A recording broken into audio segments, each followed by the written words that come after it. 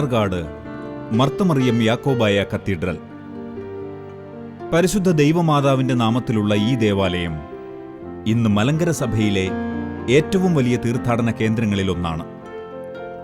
വിളിച്ചാൽ വിളി കേൾക്കുന്ന അമ്മയുടെ മധ്യസ്ഥതയിൽ അഭയപ്പെടാൻ അനേകായിരങ്ങളാണ് ഈ പുണ്യഭൂമിയിലേക്ക് ഓടിയെത്തുന്നത്.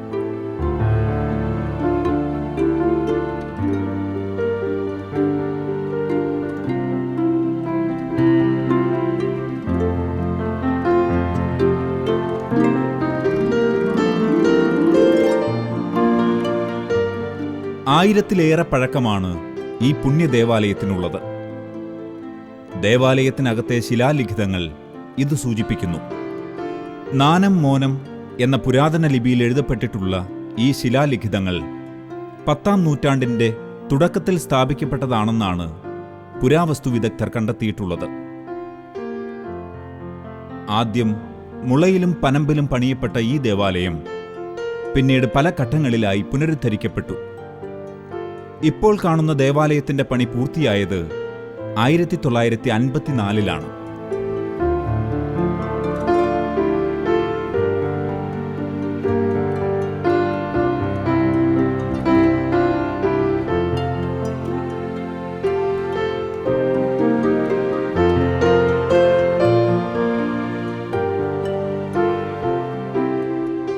വിശുദ്ധ ദൈവമാതാവിന്റെ ജനന പെരുന്നാളിനോടനുബന്ധിച്ചുള്ള 8 നോമ്പ് ആചരണമാണ് ഈ ദേവാലയത്തിലെ ഏറ്റവും വലിയ തിരുനാൾ. ചരിത്രപ്രസിദ്ധമായ 8 നോമ്പ് ആചരണത്തിൽ പങ്കെടുക്കാൻ ലോകത്തിന്റെ പല ഭാഗത്തുനിന്നും നേർച്ച കാഴ്ചകളോടെ ഭക്തജനങ്ങൾ എല്ലാ വർഷവും സെപ്റ്റംബർ 1 മുതൽ 8 വരെയുള്ള ദിവസങ്ങളിൽ മണർകാട്ടേക്ക് ഒഴുകിയെത്തുന്നു. 8 നോമ്പ് ആചരണത്തിന്റെ ഉത്ഭവവും മണർകാട് പള്ളിയിൽ നിന്നാണ്. പള്ളിയോളം തന്നെ പഴക്കമുള്ളതാണ് 8 നോമ്പ് ആചരണത്തിന്. നൂറ്റാണ്ടുകൾക്ക് മുമ്പ് മണർകാട് പ്രദേശത്തെ ക്രിസ്ത്യാനികൾ ആരാധനയ്ക്കായി ഒരു ദേവാലയം ഉണ്ടാകണമെന്ന് അതിയായി ആഗ്രഹിച്ചു. അതിനായി സ്ഥലം കണ്ടുപിടിക്കുന്നതിന് അവർ പ്രാർത്ഥനയിലും ഉപവാസത്തിലും കഴിച്ചുകൂട്ടുകയും തുടർച്ചയായി ഇങ്ങനെ 8 ദിവസം ആചരിച്ചപ്പോൾ അവർക്ക് ഓരോരുത്തർക്കും ദർശനമുണ്ടാവുകയും ചെയ്തു.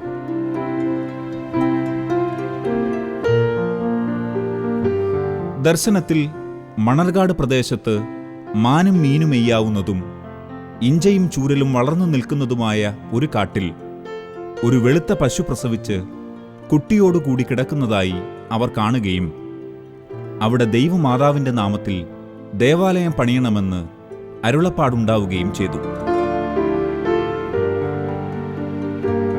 തങ്ങൾക്കെല്ലാവർക്കും ഒരേ ദർശനമുണ്ടായി എന്നുള്ളത് അവരെ അത്ഭുതപ്പെടുത്തി. ഉടനെ അവർ പശു പ്രസവിച്ച് കിടന്നതായി കണ്ട സ്ഥലം അന്വേഷിച്ച് പുറപ്പെടുകയും ഇപ്പോൾ പള്ളി സ്ഥിതി ചെയ്യുന്നിടത്ത് വെളുത്ത പശുവിനെയും കിടാവിനെയും കണ്ടെത്തുകയും ചെയ്തു. അവിടെ പരിശുദ്ധ അമ്മയുടെ നാമത്തിൽ ദേവാലയം സ്ഥാപിക്കുകയും അതേ തുടർന്ന് എല്ലാ വർഷവും ദൈവമാതാവിന്റെ നാമത്തിലുള്ള 8 നോമ്പ് ആചരിച്ചു വരികയും ചെയ്തു എന്നുമാണ് വിശ്വാസം. പല പെരുന്നാളുകൾ ഈ ദേവാലയത്തിൽ നടക്കുന്നുണ്ട് വിശുദ്ധ മാതാവിൻ്റെ നാമത്തിൽ. ഏറ്റവും പ്രധാനപ്പെട്ടത് സെപ്റ്റംബർ 1 മുതൽ 8 വരെ നടക്കുന്ന ദൈവമാതാവിൻ്റെ ജനന പെരുന്നാളാണ്. അനുഭവസ്ഥരായ ആളുകൾ അവിടെ അനുഭവങ്ങൾ പള്ളി ആഫീസിൽ വന്ന് നേരിട്ട് പറയാറുണ്ട്. രോഗം മാറിയതായിട്ടുള്ള അത്ഭുതങ്ങൾ, കുട്ടികളില്ലാതെ ഇവിടെ വന്ന് പ്രാർത്ഥിച്ചതിൻ്റെ ഫലമായി കുട്ടികൾ ഉണ്ടായതിൻ്റെ അനുഭവ സാക്ഷികൾ, ഇങ്ങനെ വിവിധ നിലയിൽ അനുഭവം പ്രാപിച്ച ആളുകളാണ് ഇവിടെ ദിവസേന വന്നുകൊണ്ടിരിക്കുന്നത്. ആണ്ടുതോറും ആളുകൾ കൂടാനുള്ളതിൻ്റെ മുഖ്യ കാരണവും ഇതുതന്നെയാണ്. അമ്മയോട് നിലവിളിച്ച് പ്രാർത്ഥിച്ചാൽ അമ്മ കൈവിടുകയില്ല. അപേക്ഷകൾ കേട്ട് അവർക്ക് ഉത്തരം തുടർന്ന് വരാനുള്ള പ്രാർത്ഥിച്ച് അവർക്കൊക്കെ അനുഭവം കിട്ടുന്നു എന്നുള്ളതാണ് പ്രധാന സംഗതി. നിലവിളിയോടുകൂടി അനേകം ആളുകൾ നിലവിളിച്ച് വന്ന് പ്രാർത്ഥിച്ച്, പള്ളിയിൽ മാത്രമല്ല പള്ളിയുടെ പടിഞ്ഞാറ് വശത്തുള്ള കൽക്കുരിശെങ്കിൽ വന്ന് ആളുകൾ പ്രാർത്ഥിച്ച് ഒരു എണ്ണയൊഴിച്ച് പോകുന്ന അവരുടെ നിലവിളി മാതാവ് കേട്ട് അവർക്ക് വേണ്ടി മധ്യസ്ഥ യാചിച്ച് അനുഭവം കൊടുത്തുകൊണ്ടിരിക്കുന്നു.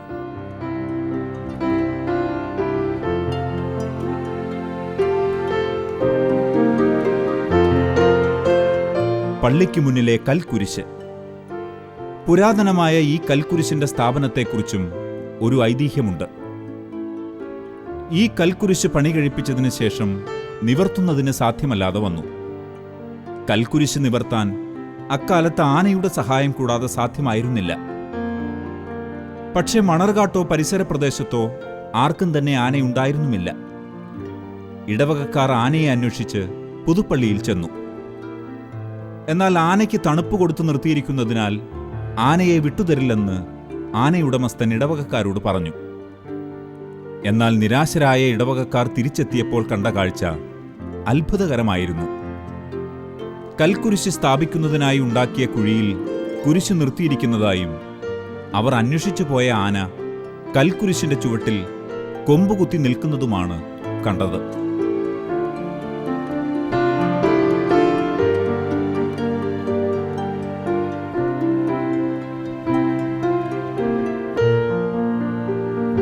ഈ കൽക്കുരിശിന്റെ ചുവട്ടിൽ ചുറ്റുവിളക്കുകൾ കത്തിക്കുന്നത് ഇവിടുത്തെ ഒരു പ്രധാന വഴിപാടാണ്. അതോടൊപ്പം കൽക്കുരിശിന് ചുറ്റും ഉരുൾ നേർച്ചയും നടത്തുന്നു.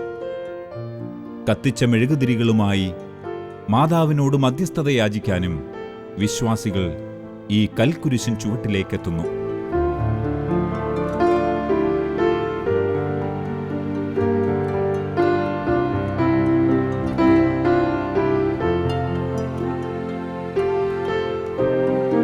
ഇത് പള്ളിക്കുളങ്ങൾ. ഇതിൽ പള്ളിയുടെ വടക്കേ കുളം സ്ത്രീകൾക്കും പടിഞ്ഞാറേ കുളം പുരുഷന്മാർക്കുമായി വേർതിരിച്ചിരിക്കുന്നു. 8 നോമ്പ് കാലങ്ങളിൽ പള്ളിയിൽ താമസിച്ച് ഈ കുളങ്ങളിൽ കുളിച്ചു കയറി ഈറനോടെ നോമ്പും പ്രാർത്ഥനയുമായി പള്ളിയിലും കൽക്കുരിശിന്റെ ചുവട്ടിലും നേർച്ചകൾ അർപ്പിക്കുന്നവർ നിരവധിയാണ്. ഒട്ടേറെ പേർ ഈ കുളങ്ങളിലെ ജലം പുണ്യജലമായി കരുതി ഭവനങ്ങളിലേക്ക് കൊണ്ടുപോവുകയും രോഗശാന്തിക്കായി പ്രയോജനപ്പെടുത്തുകയും ചെയ്യുന്നു. വിശുദ്ധ ദൈവമാതാവിന്റെ സൂനോറോ. 1982 ഫെബ്രുവരി 26 പരിശുദ്ധ അന്ത്യോക്യ പാത്രിയാർക്കീസ് മോറാൻ മോർ ഇഗ്നാത്യോസ് സഖാപ്രഥമൻ ബാവ മലങ്കരയിലേക്ക് എഴുന്നള്ളിയപ്പോൾ വിശുദ്ധ ദൈവമാതാവിന്റെ അരക്കച്ചയുടെ ഒരംശം ഈ പുണ്യദേവാലയത്തിൽ സ്ഥാപിച്ചു. അന്നു മുതൽ ഫെബ്രുവരി മാസം 26-ാം തീയതി സൂനോറോ പെരുന്നാളായി ആചരിച്ചു വരുന്നു.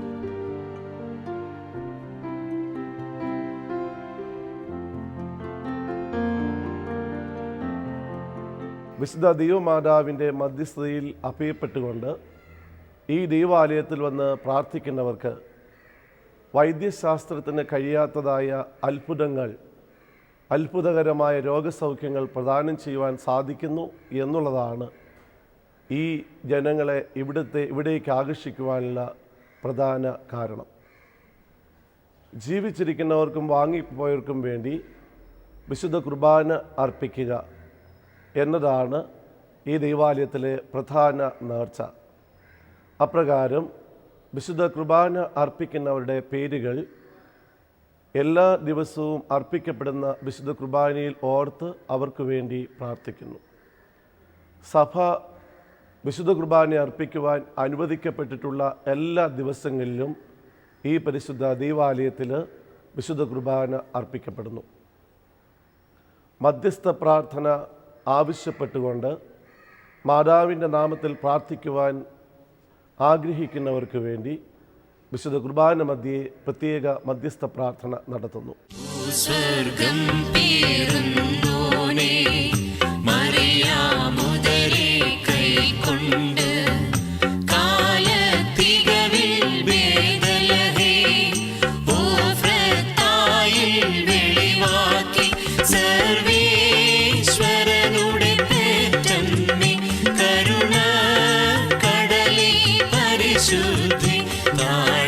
താഴാഴ്മയുടെ മാതൃകയെ പ്രാർത്ഥിക്കണമേ.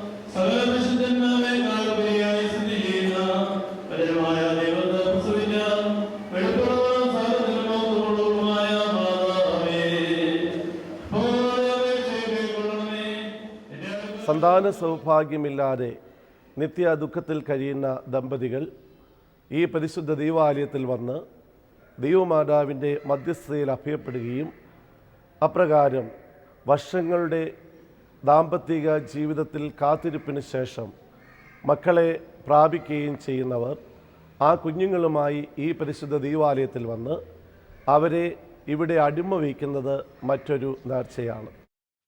അപ്രകാരം ഓരോ വർഷവും അടിമ വയ്ക്കുന്ന കുട്ടികളുടെ എണ്ണം 10,000-ൽ കവിയും.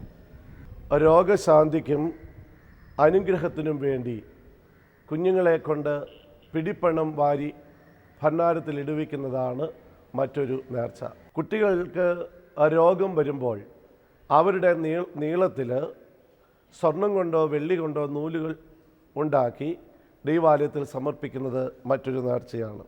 ഇവിടുത്തെ വളരെ പ്രധാനപ്പെട്ട ഒരു നേർച്ചയാണ് മുത്തുക്കുട സമർപ്പിക്കുക എന്നുള്ളത്. മുത്തുക്കുട സമർപ്പിക്കുന്ന ആളുകൾ മുത്തുക്കുടയുമായി ദൈവാലയത്തിൽ വന്ന് ദൈവാലയത്തിന് ചുറ്റും 3 പ്രാവശ്യം വലം വെച്ച് ദൈവാലയത്തിൻ്റെ ഉള്ളിൽ കൊണ്ടുപോയി മുത്തുക്കുട വയ്ക്കുന്നു. കൂടാതെ എട്ടുനോമ്പിനോടനുബന്ധിച്ച് 6 ദിവസം നടത്തപ്പെടുന്ന ആഘോഷ സമന്വിതവും ഭക്തി നിർഭരവുമായ റാസയിൽ ഏതാണ്ട് 5 കിലോമീറ്റർ ദൈർഘ്യം വരുന്ന ഈ റാസയിൽ ഭയഭക്തിയോടുകൂടി ഈ കുടകൾ വഹിച്ചുകൊണ്ട് അവർ പങ്കെടുക്കുന്നത് അവർക്ക് ലഭിച്ച ദൈവിക കൃപകളുടെ ഒരു നന്ദിയായി അവർ പ്രദർശിപ്പിക്കുന്നു.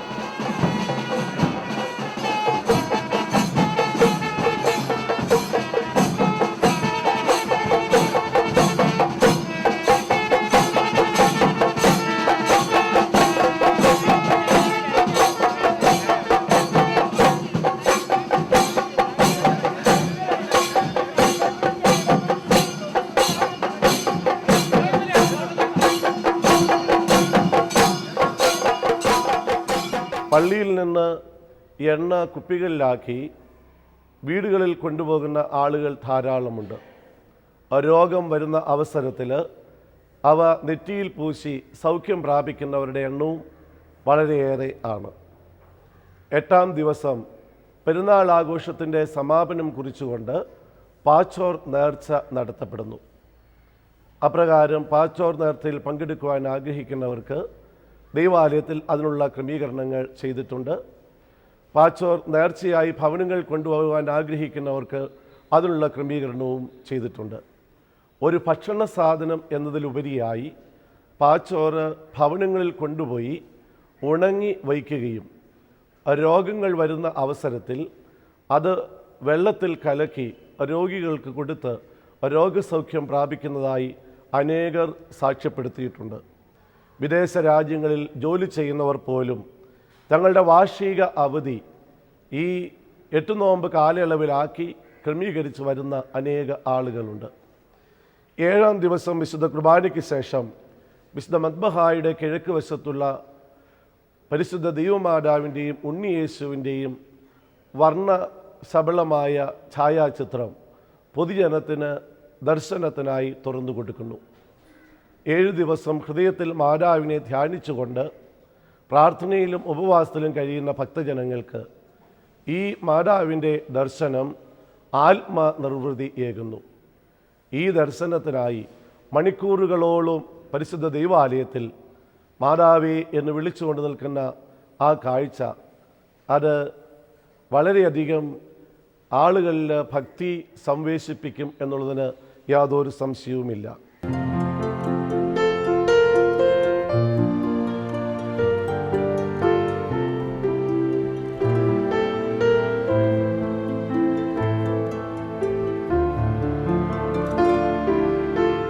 മണർകാട് മാതാവിൻ്റെ മുന്നിൽ നിറകണ്ണുകളോടെ യാചിക്കുന്നവർക്ക് കൃപയുടെ വരദാനങ്ങൾ ചൊരിയുകയാണ്. രോഗികൾ സുഖപ്പെടുന്നു, മനം തകർന്നവർക്ക് സമാധാനവും ആശ്വാസവും അരുളുന്നു, അത്ഭുതങ്ങൾ അനുഭവവേദ്യമാകുന്നു. എൻ്റെ പേര് റെജിന്ന്, ഭാര്യയുടെ ഒരു ഷീജ. ഞങ്ങൾ വയനാട്ടിൽ കോറോന്ന് പറഞ്ഞ പ്രദേശത്ത് നിന്ന് വരുന്നതാണ്. 1999 ജനുവരിയിലായിരുന്നു കല്യാണം കഴിഞ്ഞ് 4 വർഷമായിട്ടും മക്കളില്ലാതിരുന്ന ഞങ്ങൾക്ക് ഇവിടെ ഒന്ന് പ്രാർത്ഥിച്ച് മാതാവിൻ്റെ അനുഗ്രഹം കൊണ്ട് ഇപ്പോൾ 2 മക്കളുണ്ട് ഞങ്ങൾക്ക്, ഒരാണും ഒരു പെണ്ണ്.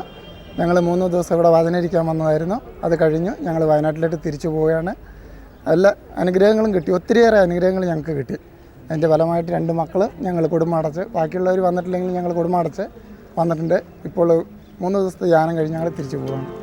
ഇത് ആയിരങ്ങളുടെ അനുഭവ സാക്ഷ്യം എഴുതിയ ഡയറി. അമ്മയിൽ ആശ്രയിച്ചപ്പോൾ തങ്ങൾക്ക് ലഭിച്ച അനുഭവങ്ങൾ അവർ ഇവിടെ കുറിക്കുന്നു.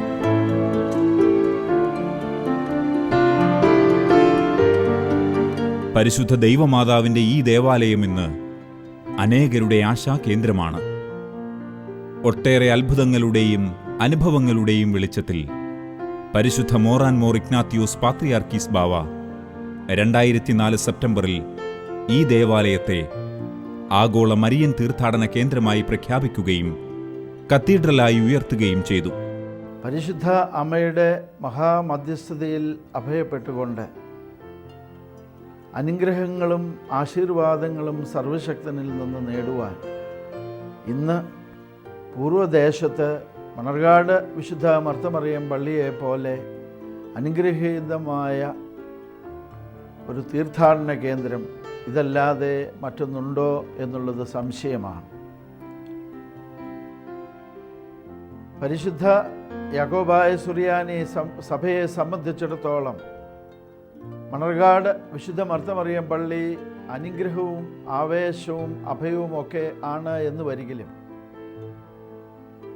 ഈ ഭാരതദേശത്തുള്ള ജാതിമത ഭേദമന്യേ വർഗവർണ്ണ വിവേചനമന്യേ അനേകങ്ങൾക്ക് ആശ്വാസവും അഭയം നൽകുന്ന പുണ്യഭൂമിയാണ് മണർകാട് വിശുദ്ധ മർത്തമറിയം പള്ളി. അനേകരുടെ കണ്ണുനീര് ഒപ്പുവാൻ, അനേകരുടെ യഥാർത്ഥമായിരിക്കുന്ന ആഗ്രഹങ്ങളെ ദൈവത്തിൽ നിന്ന് സാധിപ്പിച്ചു കൊടുക്കുവാൻ ആ പരിശുദ്ധ മാതാവിൻ്റെ വലിയ മധ്യസ്ഥതയ്ക്ക് കഴിവുണ്ട്.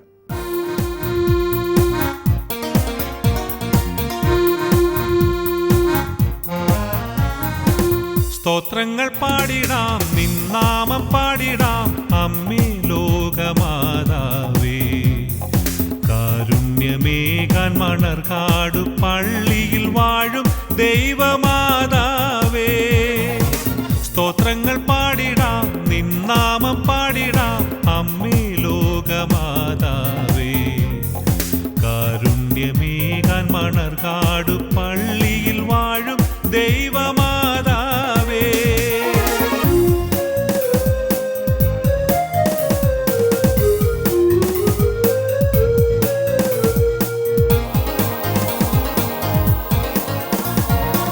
മഞ്ഞു പെയ്യുന്ന രാവിൽ ഈറ്റില്ലമാകും പുൽക്കൂട്ടിൽ പേറ്റുനോവാകെ മറന്നു നൽകി ദൈവത്തിൻ പുത്രനു ജന്മം. മാതാവേ കനിയണമേ, മാതാവേ കനിയണമേ. സ്തോത്രങ്ങൾ പാടിടാം, നിന്നാമം പാടിടാം, അമ്മേ ലോകമാതാവേ. കാരുണ്യമേകാൻ മണർകാടു പള്ളിയിൽ വാഴും ദൈവമാതാവേ.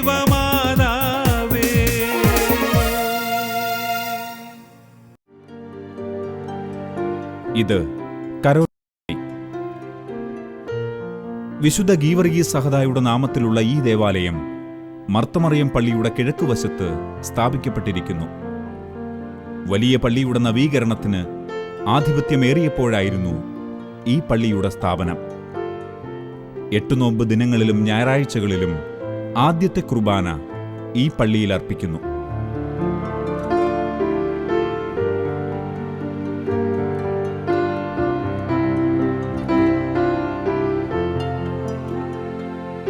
ഇതിനോടൊപ്പം മാങ്ങാനത്ത് ഒരു ചാപ്പലും കണിയാങ്കുന്നിലും മണർകാട് കവലയിലും ഓരോ കുരിശുപള്ളികളും പള്ളിക്കുണ്ട്.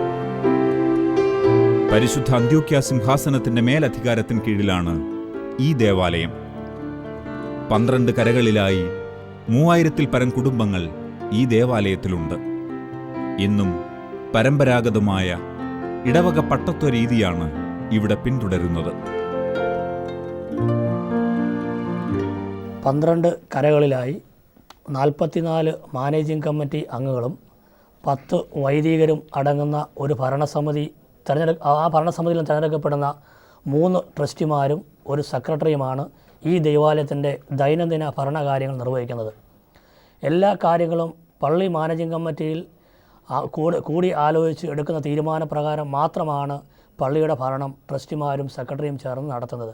അതുകൊണ്ട് തികച്ചും ജനാധിപത്യ ഒരു രീതിയിലുള്ള ഭരണ സംവിധാനമാണ് ഈ ദൈവാലയത്തിൽ വർഷങ്ങളായി നിലകൊള്ളുന്നത്. അതുകൊണ്ട് യാതൊരുവിധ ബുദ്ധിമുട്ടും പ്രയാസങ്ങളും ഇല്ലാതെ ഇടവകയുടെ ഉയർച്ചയ്ക്കും ഉന്നതിക്കും വേണ്ടി ഈ പള്ളിയുടെ ഭരണസമിതി എന്നും പ്രവർത്തിക്കുവാനും അതനുസരിച്ച് പ്രവർത്തനം ഇടവകയ്ക്ക് ഗുണകരമായി തീരുവാനും സാധിക്കുന്നുണ്ട്.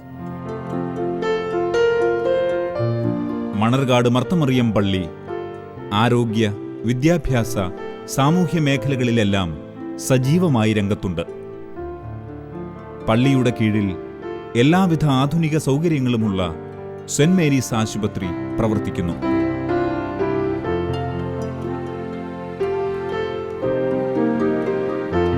വിദ്യാഭ്യാസ മേഖലയിൽ പള്ളിക്ക് കീഴിൽ saint Mary's higher secondary school, saint Mary's English medium school, saint Mary's school of nursing, saint Mary's college, saint Mary's ITC തുടങ്ങിയവയും മണർകാട് പ്രവർത്തിക്കുന്നു.